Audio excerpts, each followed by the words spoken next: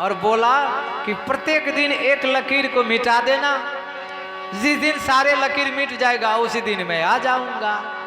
थोड़ी बहुत भोली वाली थी, समझ में आ गई, 10 लकीर खींच दी।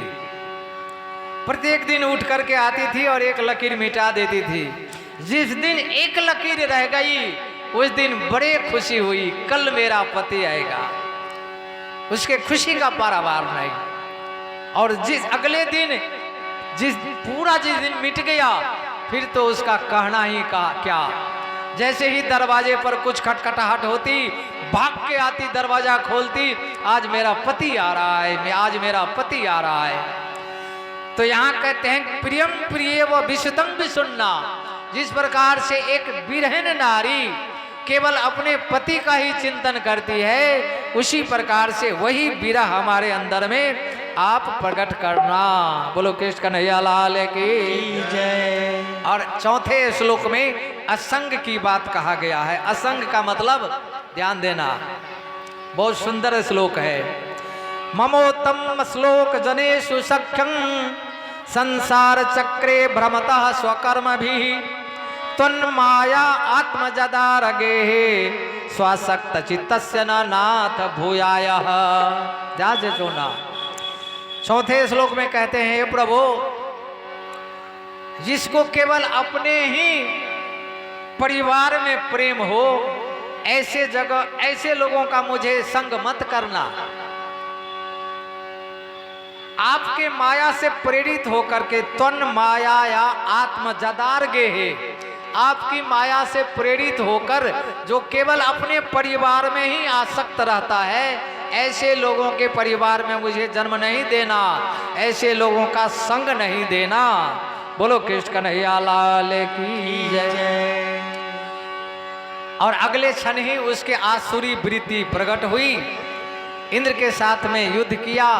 एक बार तो इंद्र वृत्तासुर ने बड़ा सा मुंह बना करके और इंद्र के ऐरावत हाथी सहित इंद्र को ही गिट गया, इंद्र को ही भंडारा कर लिया। सारे देवता लोग हाहाकार करने लगे, हे भगवान ये तो इंद्र और हाथी को ही नष्टा कर लिया।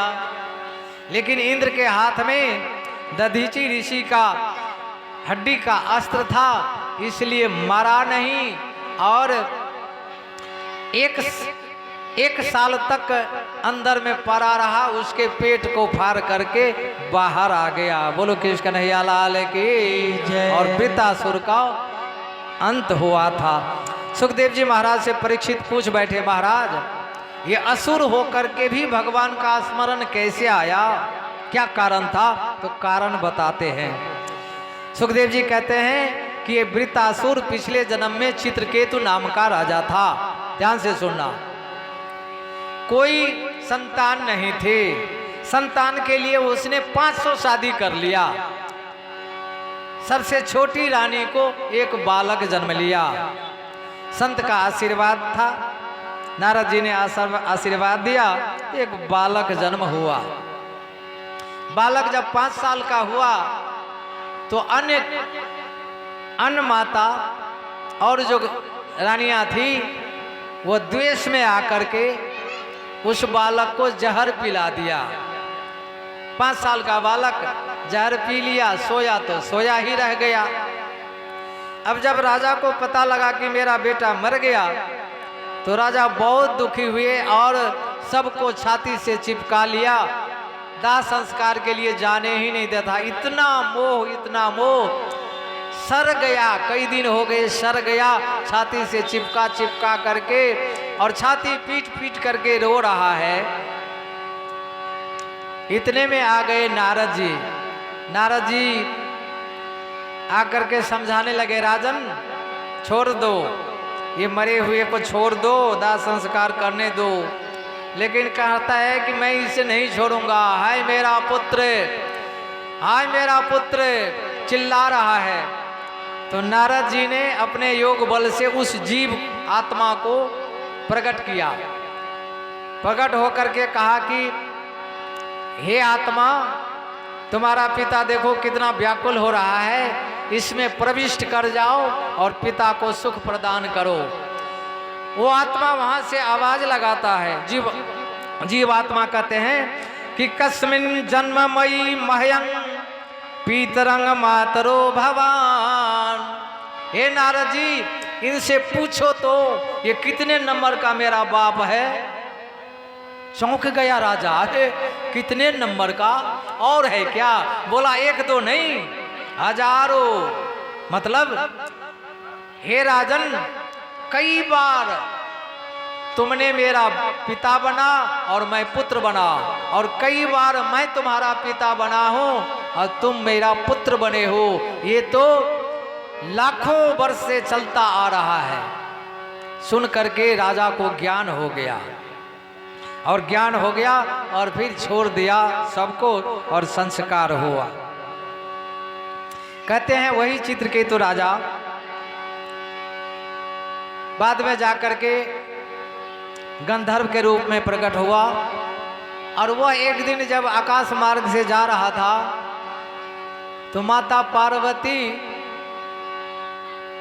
अर्धनंग अवस्था में शिव जी के पैर जांघ पर बैठे हुए थे।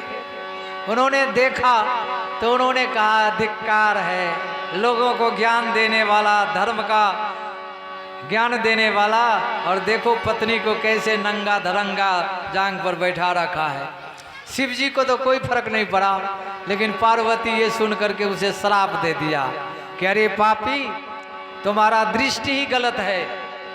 मैं अपने पति के पास में चाहे जैसे भी रहूं, जा तुम्हें मैं श्राप देता हूं, तो राक्षस जोनी में जन्म लेगा, दानव बनेगा।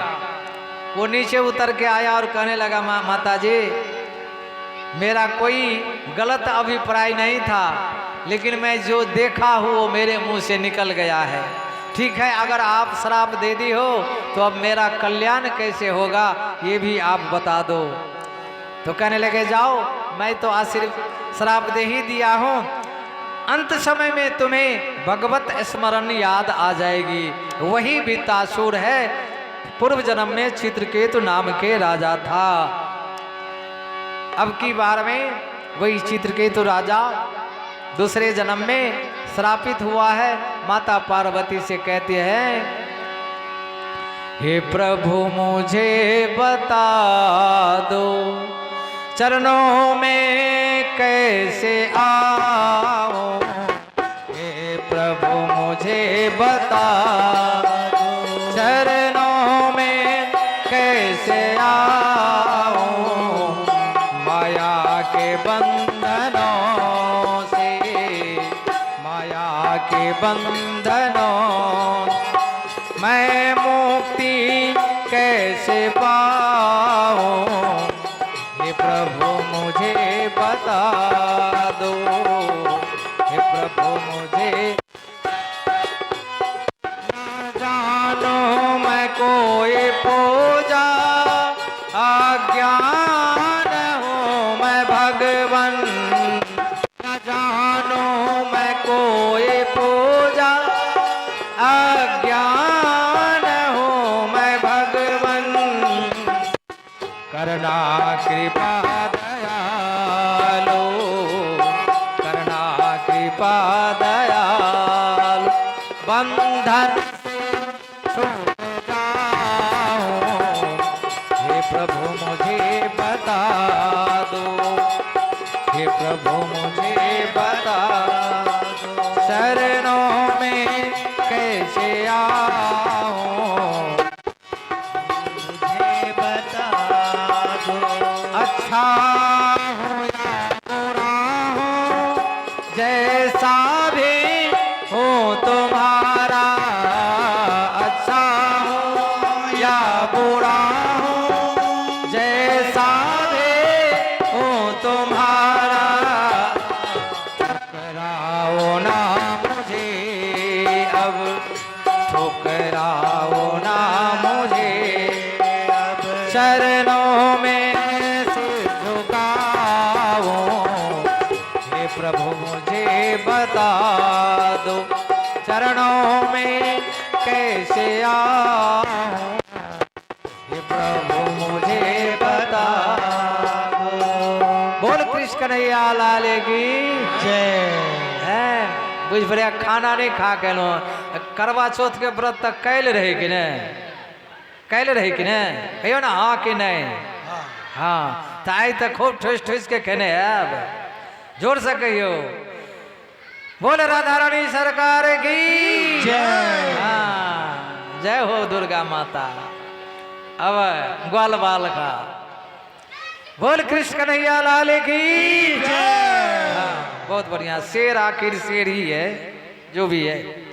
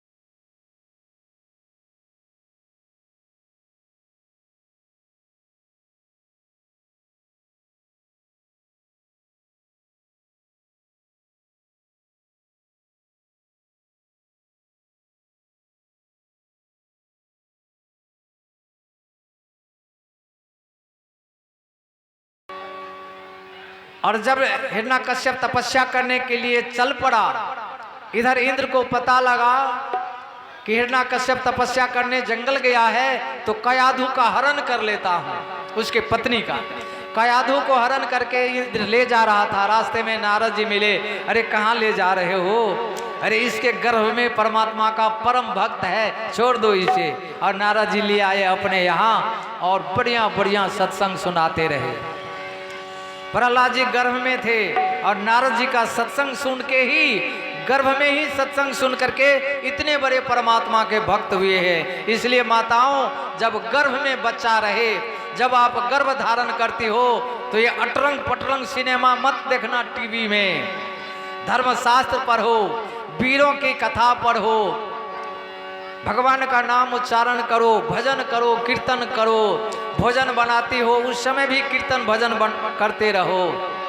बहुत प्रभाव पड़ता है गर्भस्थ शिशु पर। हिरण्यकश्यप तपस्या करने गया, तपस्या किया, ब्रह्मा जी खुश हुए, ब्रह्मा जी प्रकट हुए, वरदान मांगो बेटा।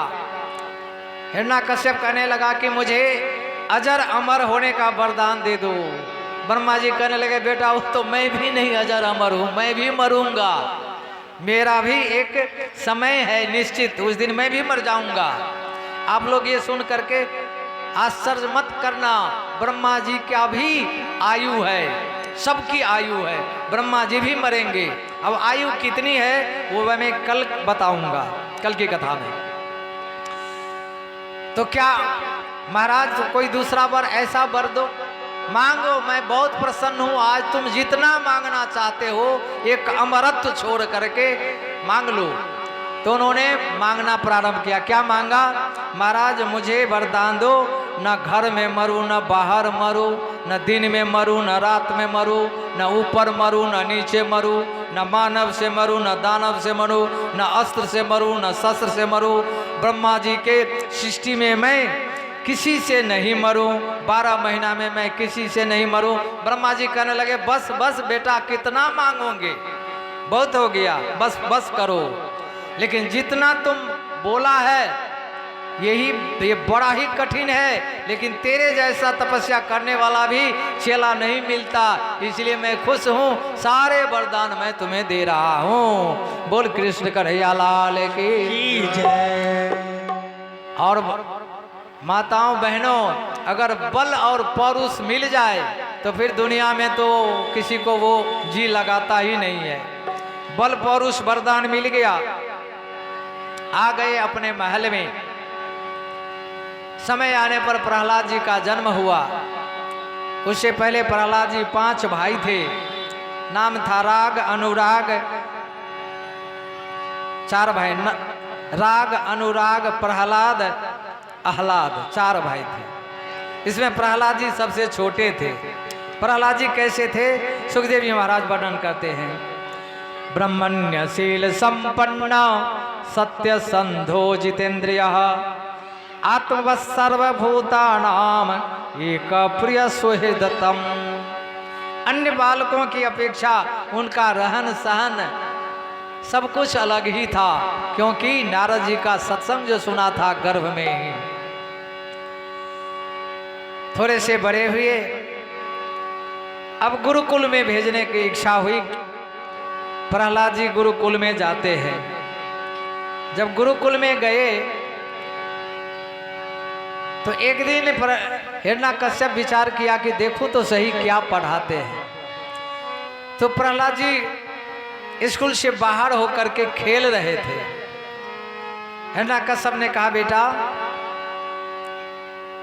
गुरुजी ने क्या पढ़ाया थोड़ा मुझे सुना दो। तो क्या सुना?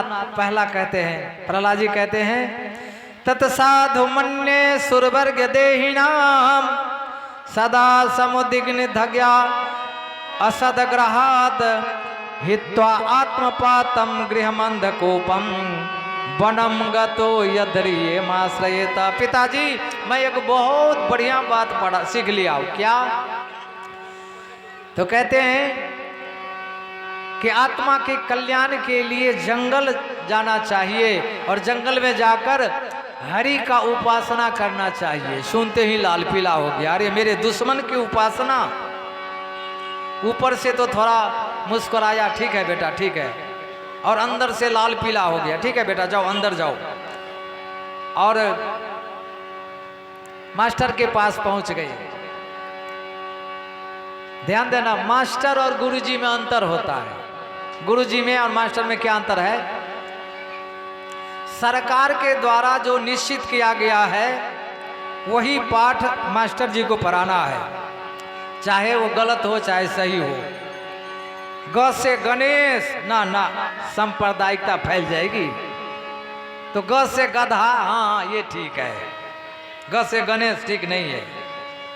लेकिन गुरुजी में क्या, गुरुजी हैं जो सत्य है वही आपको बताएंगे। इतना अंतर है मास्टर जी में और गुरुजी में।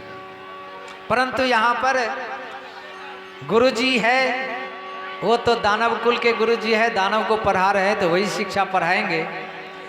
हिरण्यकश्यप गुरुजी को खूब फटकारा, संडामर को फटकारते हुए कहा, क्यों रे, मैं अपने पुत्र को तुम्हारे यहाँ भेजा था पढ़ने के लिए, तुम यही सिखाता है कि जंगल में जा करके और तपस्या करो, हरि का नाम यही सिखाता है? बोला नहीं महाराज, हमारे विषय में तो ये बात है ही नहीं, पता नहीं आपका बेटा कहाँ से पढ़ लिया, खबरदार ऐसा मत पढ़ाना, कह करके चला गया। कुछ दिन बीता,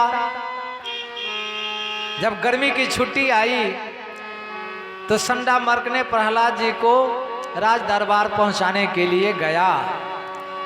वहां पर कयाधु ने खूब बढ़िया से प्रहलाद जी को श्रृंगार किया, बेटा अब जाओ पिता के पास। प्रहलाद जी आए और पिताजी के गोद में बैठ गए। पिताजी कहने लगे, बेटा कुछ बढ़िया बात सुनाओ जो तुमने विद्यालय में पढ़ के आया है। तो प्रहलाद जी सुना बैठे, ध्यान से सुनना।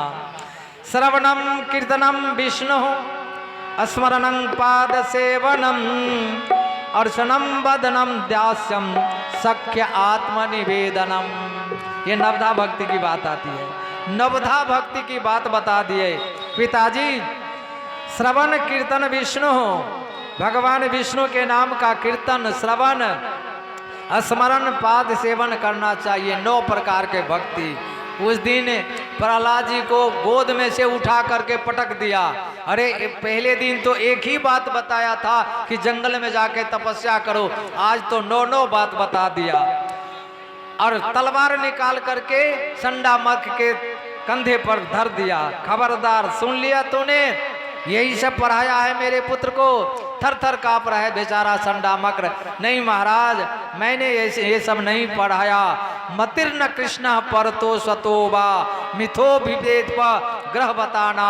महाराज आपका बेटा पढ़ी पढ़ाई आया है, ये सब मैं नहीं पढ़ाया हूँ। प्रहलाद जी के ऊपर में अति क्रोधित होकर हिरण्यकश्यप ने प्रहलाद को समाप्त करने का प्रयास किया। हाथी से कुचलवाया फिर भी बच गए, पहाड़ से गिराया फिर भी बच गए। अंत में होलिका ने जलाने का प्रयास किया। जैसे ही होलिका जलाने का प्रयास किया तो भगवान ने ऐसी हवा चलाई कि होलिका के ऊपर में जो शील वस्त्र था वो प्रहलाद जी के ऊपर आ गया और होलिका जल के भस्म हो गई। ऐसी हवा जोर की चाली चिता फार कर दई भगा। ऐसी हवा जोर की चाली चिता फार कर दई भगा। उलट पुलट कर शील वस्त्र को प्रहलाद भगत पर दिया ओढ़ाई। उलट पलट कर शील वस्त्र प्रहलाद भगत पर दिया।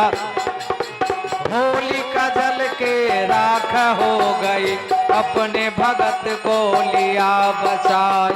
होलिका जल के राख हो गई, अपने भगत को लिया बचाई। बोल भक्त वत्सल भगवान की जय। संडामर्क पहुंचा, महाराज एक बार मौका मुझे दे दो, अब मैं आपके बच्चे को सुधार दूंगा। संडामर्क पुनः प्रहलाद जी को विद्यालय ले आए। एक दिन संडामर्क किसी काम से गए, विद्यालय में सारे बच्चे सब बैठे हुए